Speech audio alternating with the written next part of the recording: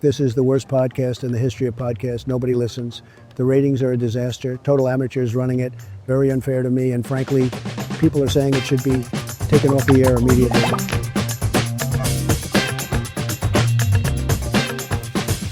Welcome back to our next episode of That's Not the Message podcast, where we're talking about political messaging. And we're going to be talking today about the far right. And sometimes when we talk about the far right, we on the progressive side and on the pro-democracy side, we use a little bit of fear tactics. We say the far right is coming, and that is kind of our campaign tactic. That's a way that we get out our base. We think we can get a lot more people out to vote for us, and that is something that could work well for people to get them out to the polls. But we don't think that's a good message, do we? We don't think the far right is coming. That's not the message. I think you're right. I think it's not enough. It's not enough to get to the people who really decide an election. I think it's a good message to rally the troops. I think it's a good message to use in a moment of like exceptionalism. Like you have like a key battle, and then you want to use that tactic. However, it cannot be sustained in time. We are not seeing that the message is really getting across because, well, people at the end of the day will normalize this message. I think messages like that with time lose strength and lose relatability, because at the end of the day, people will say, okay, I know what you are against, but what are you for? What are you proposing? Because maybe, just maybe, the space that you are defending and the status quo that you are defending or that you are positioning has not delivered to people. So I think right now people are in the mindset of experimentation, political experimentation. There is like a lot of anti-politics. There is a lot of people who are really angry at how the system has failed on the most basic, on resolving the most basic needs. We'll talk about affordability. We'll talk about infrastructures, and so at some point, the far right is coming. Is already losing some momentum. It comes to my mind the case of Spain, where we have a very effective communicator as Prime Minister, Pedro Sánchez, whose whole rise to power was around this idea that this very effective storytelling technique that said you need to identify an enemy, right? And the enemy or the villain of the story, and that one is the far right. And more importantly, you need to identify the ally of the villain. And he rightly identified the center right or the Christian Democrat Party in Spain, the Partido Popular. And then he made a clear distinction saying, if you are with democracy, if you are with progressive values, with women's rights, then you have to trust on my bloc, on my side, which is the socialists, the parties on the left of the Socialist Party, and you cannot trust on the parties to my right. And that was effective, and that explains his rise to power and why he's still around. But we can see that it's not enough. So that begs the question, if that's not the message anymore, what is the message? Yeah, I think the other notorious example for why this doesn't work well, just to be anti-something, is Kamala Harris ran, a historically short campaign. And yeah, what do you do first in 100 days? But she really just positioned herself as anti-Trump. And that's been a little bit our problem also on the Democrat side of things, that we are just anti-Trump. And people are smarter than that. They want to know, what do you stand for? Yeah. If you're anti-something, we know what Trump stands for. And he's made that also clear. But people want someone who has a clear message and an idea and on what they stand for. Who's doing it really well, though, is Zoran Mamdani. I know what you're going to say. Okay. Yeah, I know we have some opinions there, but at least the one thing that ideology aside, and by the way, I'm also totally with him. I'm very jealous of the people of New York that you get to have such a just cool guy as mayor. I mean, aside from running like a fantastic and very, digitally tech savvy campaign, he was very consistent on his message. The message discipline that he had needs to be studied. Yeah. He brought it back to affordability every single time. It was about affordability. You asked him a question about why is the sky blue, and he's going to talk about affordability. Yeah. And it was, it sounded, like his criticism, the ones who wanted to critique him were like, he sounds like a broken record. He's always, on the debate stage. But that was the main concern of people. Yeah. And he had, on the books, he had everything to not be successful. He was running as almost an outside candidate. Totally. Not backed by the establishment. Yeah. And he is Muslim. He probably has very progressive or far more progressive ideas than the average New Yorker. I think that's fair to say. Self-proclaimed democratic socialist and like a proud one. But it's fair to say that and young, very little public affairs experience. Against a name like Cuomo, right, who is clearly has a long history in the state of New York. But I think he understood very well who his target was and what were the problems that he was trying to address, and he would not give up to that message. And I think now he has the challenge of doing good policy and delivering on good policy and communicating on that policy. And I wish him well. And let's see what lessons we can also take for more, perhaps like more, not specifically diverse, but maybe like more conservative states and more conservative or more races where actually you have to deal with a more conservative electorate. Yeah. And if the far right is not coming, because he could have said, I think he combined many things well. But if he had focused on Cuomo and the implicit link between Cuomo and Trump, like probably his instinct was telling him, and everyone around him was like more, we need to flag that Cuomo means Trump and all the bad things Trump is. I think he fought those instincts and said, no, let Cuomo discredit himself. Sometimes we need to do more of that. Like let our adversaries discredit themselves by simply talking. And anything that comes from our platform is this message, affordability. And what are we going to do for the average New Yorker, those struggling?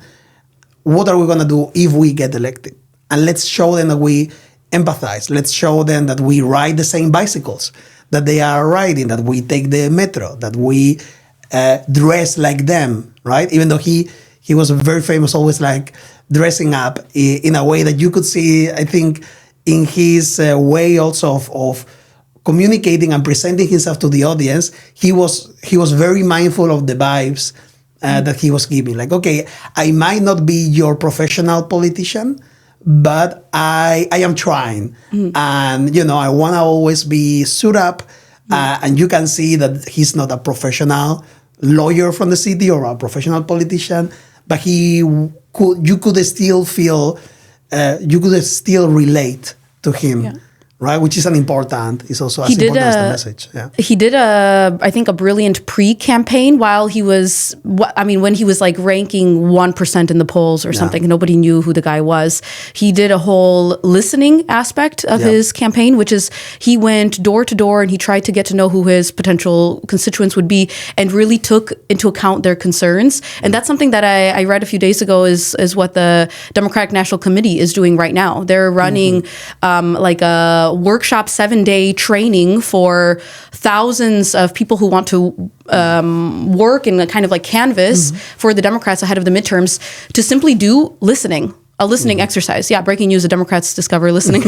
But they're like really active listening. They're doing a 7-day workshop on this. And then ahead of the midterms, they're gathering what all of the trends are. What are the common messages? What is it that, and they're targeting, especially they're going to do this then with, and listen to, they want to get to 1 million people who have voted both parties in the last few years, who have the swing voters. And then they're going to use that to shape the messaging. The DNC is going to use that to shape the messaging ahead of the midterms. That's smart. And that reminds me of one more. I have to bring in then my home state of Michigan as a good example too. We have a governor now she's going to end her term in November, Gretchen Whitmer. And when she was running for governor, she also did this like door-to-door exercise, was listening to the constituents. And she was also asking them, what if I were to be elected governor, what is it that I could do to help you? And I love, this is one of my favorite like political stories. And one woman told her, you know what, just fix the damn roads. And that ended up being her campaign slogan, was fix the damn roads. She ran on that message, fix the damn roads. And she said, yeah, it was taken directly from just somebody, she knocked on her door and said, that's how you can help me, is fix the damn roads, because then I can get to work on time. You know, I can be able to go pick up my kids from school on time. So just fix the damn roads. And she ran on that. And she's fixing the damn roads now. Everything's under construction in Michigan. And what's also interesting to bridge, now that we've already looked at the races that we think they have implementing this in the most effective way, let's also think how you, from your small campaign somewhere in Europe or somewhere in the States, what can you do to find your message, and what can you do to get closer to a good message? And what I wanted to say always is you need to do like lots of research. I don't think we or I don't think the answer is gonna come from within the team running the campaign or the team in the communications department of your advocacy organization. I think that the first thing is to look out there to all the available data that you can get a hold to from Eurobarometer in Europe, focus groups, polling of all kinds, and try to see what are the recurrent concerns and themes that citizens keep bringing. Right now in Europe, I would say, I don't know if you agree, but right now there is like a strong push for security, right? So if the message is not the far right is coming, the message also is affordability, but I think it's even in Europe, there is also an element of safety and security. I think people want to be safe, want to feel safe, and that also includes affordability in economic in a security. sense. Yeah, exactly. I think people want to feel that. I think people feel that the world is unstable, and the allies that we used to count on are no longer there, and we have a war on our doorstep, and things are moving perhaps like way too quickly, and in different directions. So the message is not only affordability, which I think is a really good one to campaign on, but also how we can make people feel safe and people feel that they are in control of the situation. How that the politicians are also taking the steps to make sure that we are less reliant on definitely on the bad guys, on the Russian oil, but also more and more on a more unpredictable friend and ally. In the case of Trump, what are in Europe the races that we're gonna have this year that I think finding the right message is gonna be key. Is probably gonna be, and everything is gonna come to a very critical point in Hungary. For example, we have elections in Hungary this April. It could be the time that Orban could mean the end of Orban. So what would be like the message that our friends in Hungary could run on? If you want to defeat Orban, it wouldn't be like Orban is bad. It has to be something different. Well, they have a very high cost of living crisis too, and they have also, I mean, like a lot of cities and across Europe, like a housing crisis. I think that's also a topic that's high on the agenda of concerns of people right now is housing. That falls into the affordability, the cost of living, that kind of stuff. So I mean, I think the affordability would be a huge one in Hungary. We know that EU funds were frozen in Hungary. They had not had access to EU funds that a lot of other member states would have had. A lot of it is even the ones that were then unfrozen, but still a lot of it has went out the window. Now Hungary will never have access to some of those EU funds that they've lost, which could have been used for the better of the people. Instead, Orban was using them for anti-EU propaganda. So I think that's the message is like. Is on that affordability, but also anti-corruption. Yeah. And anti-corruption falls into the whole affordability. Yeah, the exactly. Money they're taking is the public money funds. That's not going. Yeah, it's not going for your healthcare, for your schools, for your roads, for your infrastructure, for your well-being, right, and for your community. So I think like the anti-corruption message is a strong one. By the way, Trump ran on this too, right? With Drain the Swamp. I mean, we know he's the most corrupt president to ever exist in the history of the U.S. times 10, makes Watergate look like a kindergarten. Yeah. So it's, one thing is like you have to have the message and then you have to really be authentic about it. And I think that the opposition has this right, but I want to do a little bit more of a deep dive. Then maybe we can do another episode on Hungary. Yeah. My 2 cents would be you cannot be anti-Orban, you cannot be anti-corruption only. You need to be pro something. Yeah. In the case, and also we will tackle this in perhaps in another episode about this whole idea about thinking that democracy or the European Union are concepts that people would naturally agree with without further hesitation, and that's more like a bias that we have because we are highly educated, we speak different languages, we of course benefit from free travel and from all the good things that a closer European Union has to offer, but that doesn't mean that everyone automatically reaches that conclusion. So focus on what would you do to make if Hungary or Hungarians are on average prouder about their heritage and about their culture and about especially their fight against communism, right? It's part of the political narrative in Hungary. I would say tap on that and say how important it is that we keep building a strong Hungary away from strong men, away from authoritarianism, and seek the respect in Europe that we as Hungarian deserves, but in a way that helps every working family in Hungary, both in Budapest but also outside in the countryside, and how you're going to translate that, how you're going to make sure that you're going to bring money that rightly belongs to the Hungarians to work for the Hungarians, to have better roads, to have better health, and so on, and be obsessive about this message, and try not to be pulled down by the most, anti-Orban or insanely obsessed people with the European Union. Both are things that probably have got the leader of the opposition to the point where he is.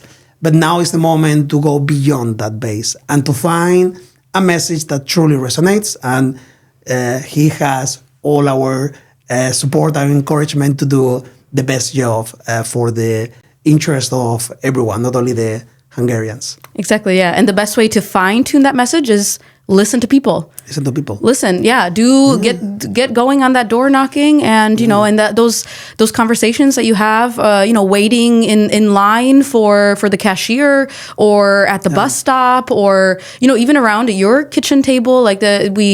We have to do more of this active listening. I like that. Listen to people, and then fine-tune the message to that. But affordability, transparency, the anti-corruption, I think these are these are good Don't starting write points. on a talking point something you couldn't read out loud in a bar, in a working class neighborhood, whilst you are having a conversation with a random person who just walks in the door. Yeah. So if someone walks in the door and then you have to explain how the European Union works and how there is like a trilogue and then You've already lost them. You've already lost. Yeah. I think match the people where they are.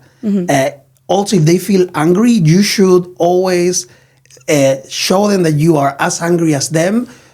But at the same time, you have a way to channel that energy into something that feels that is going to have a solution, an immediate solution on their situation, but also that is grounded on the right values, right? Because what the populists do really well is they do the research. They know exactly by neighborhood what is the top concern, whether it is security, whether it is a cultural anxiety, whether it is that there are not enough schools or that the hospital is too far away. They do know, and they have very good.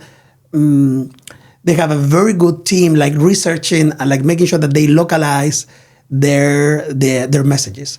The problem with that I have with the populists is not this first step that I wish we do as well as them. The problem that I have with them is that they say, and now in order to fix that problem, there is this quick fix solution, and here's a scapegoat. So here's someone you need to hate because it's the one that is causing your situation. So if there is a hospital too far from your house, it is because this group of people are taking advantage of you, and therefore the solution is to get rid of these people. And these people can be immigrants, which can be usually are the people in society that are struggling the most and the weakest. So it can be immigrants, or it can be unknown, unspecified, rich people who are taking advantage of you, or a conspiracy theory of all these things together. And then, of course, it's very frustrating because they will never solve the problem. I think we need to be better at understanding what's driving people, or what's concerning people at a very local level, what's wrong about their immediate, let's say, their first square meter, and then say we have a solution, and the solution is gonna be grounded on values. Like we're gonna help each other out. We are not gonna throw someone under the bus, and we're gonna fix absolutely everything that needs to be fixed in order to bring about change. And sometimes we are very afraid of saying we need to fix things, we need to fix the system because we sort of feel part of that system, but actually we don't. We are not.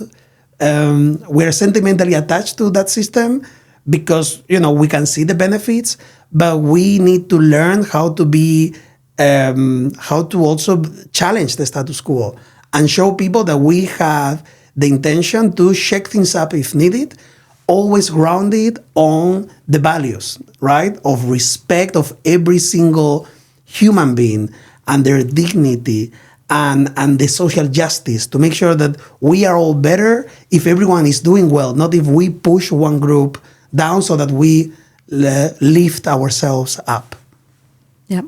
Yeah, exactly. No, I think that sums it up quite well. Yeah. Well, thank you. Coming up, it's going to be a podcast a little bit different. It's going to be a podcast more focused on a phenomenon that we see in the States, related to health and how the progressives have lost. It's hard to understand how they have lost the narrative for better health in the United States and the implications that can have in Europe. So stay tuned and hope to catch up with you in the next episode. Coming up next. This is the worst podcast in the history of podcasts. Nobody listens. The ratings are a disaster. Total amateurs running it. Very unfair to me. And frankly, people are saying it should be taken off the air immediately.